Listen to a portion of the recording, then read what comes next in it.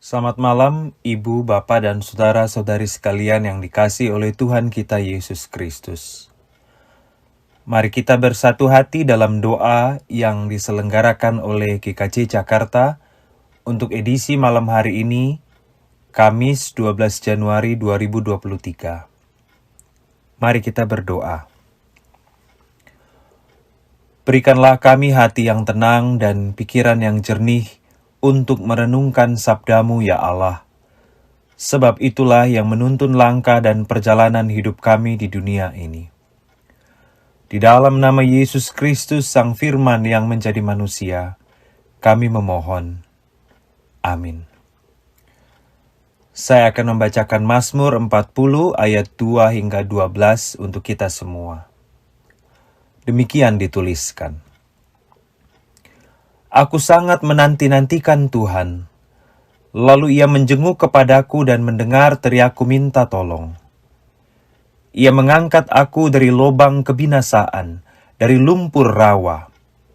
Ia menempatkan kakiku di atas bukit batu, menetapkan langkahku. Ia memberikan nyanyian baru dalam mulutku untuk memuji Allah kita. Banyak orang akan melihatnya dan menjadi takut, lalu percaya kepada Tuhan.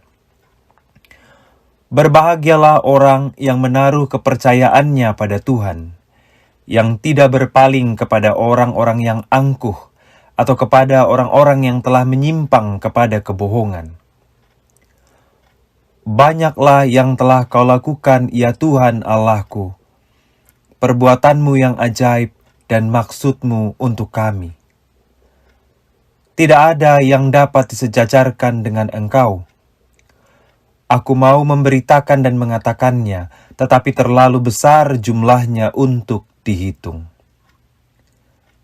Engkau tidak berkenan kepada korban sembelihan dan korban sajian, tetapi Engkau telah membuka telingaku. Korban bakaran dan korban penghapus dosa tidak Engkau tuntut. Lalu aku berkata, sungguh aku datang. Dalam gulungan kitab ada tertulis tentang aku. Aku suka melakukan kehendak-Mu, ya Allahku. Taurat-Mu ada dalam dadaku.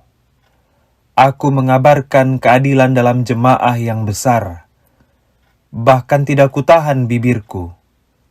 Engkau juga tahu, ya Tuhan. Keadilan tidaklah kusembunyikan dalam hatiku. Kesetiaan-Mu dan keselamatan daripadamu kubicarakan. Kasih-Mu dan kebenaran-Mu tidak kudiamkan kepada jemaah yang besar. Engkau, Tuhan, janganlah menahan rahmat-Mu daripadaku. Kasih-Mu dan kebenaran-Mu kiranya menjaga aku selalu. Ada sebuah kisah kesaksian iman yang berasal dari tahun 1905. Suatu hari, si Villa Martin, istri seorang penginjil di Amerika Utara, mengunjungi temannya, Tuan dan Nyonya Doolittle, yang sudah lama sakit.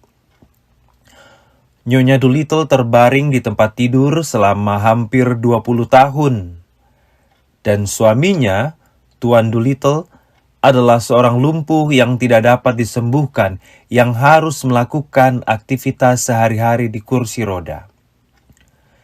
Sakit yang dialami itu sebetulnya cukup untuk membuat mereka putus asa.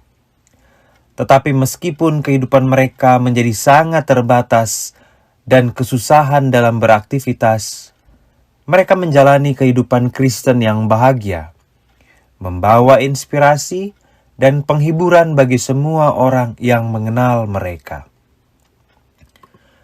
Dalam kunjungan itu, si Villa Martin dan suaminya mengomentari kehidupan Tuan dan Nyonya Doolittle. Apa yang membuat mereka bertahan dan tetap menjalani hidup seperti biasa dan tampak bahagia dengan segala kesusahan dan keterbatasan mereka? Jawaban Nyonya Doolittle sederhana. Mataku tertuju pada burung pipit, dan saya tahu Tuhan memperhatikan saya. Jawaban Nyonya Doolittle merujuk pada Matius 10 ayat 29 hingga 31.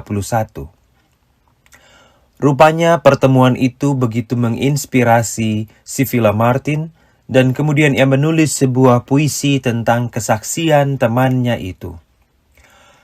Dia kemudian mengirimkan puisinya itu kepada Charles Gabriel, seorang komposer nyanyian rohani kenamaan pada waktu itu.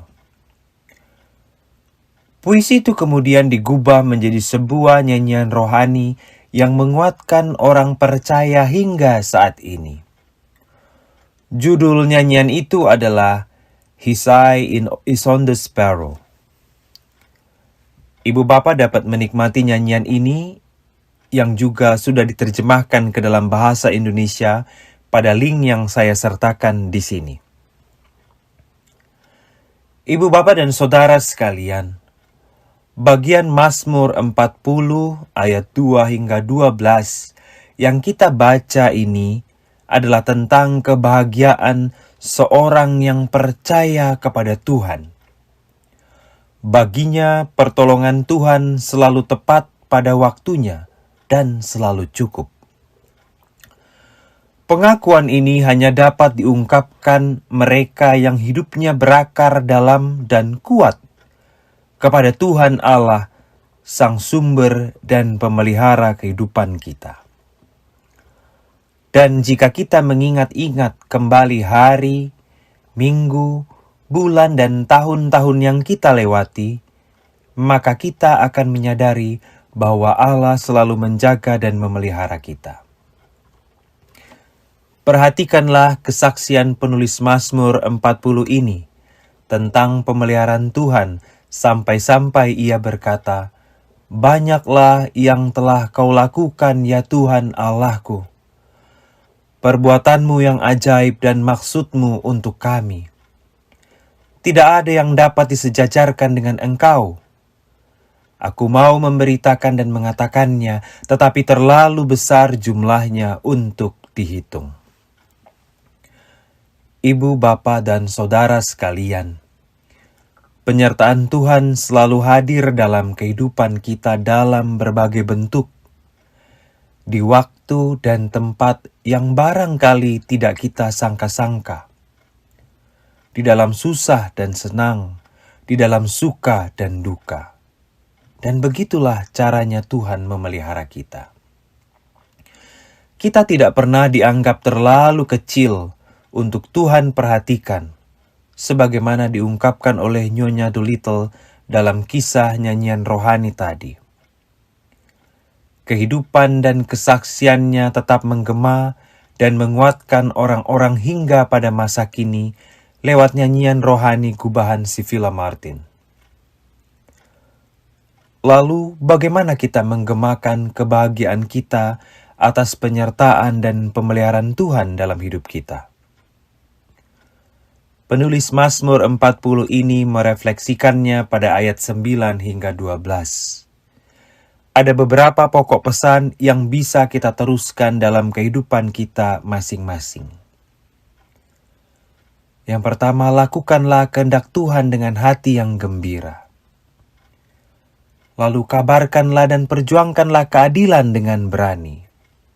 Dan kemudian, persaksikanlah kesetiaan dan keselamatan dari Tuhan. Demikianlah kita merefleksikan pertolongan Allah dan mengungkapkan syukur kita kepada Allah yang selalu menjaga dan memelihara kita kini dan sepanjang masa. Amin. Mari kita berdoa. Terima kasih untuk kesetiaan dan pemeliharaan Tuhan yang menyelamatkan hidup kami. Ajarlah kami untuk senantiasa mengingat betapa baiknya Tuhan di dalam hidup kami. Dan berikanlah kami hikmat dan kekuatan untuk memberitakan kebaikan Tuhan kepada semua makhluk hidup di sekeliling kami. Di dalam nama Yesus Kristus kami berdoa. Amin.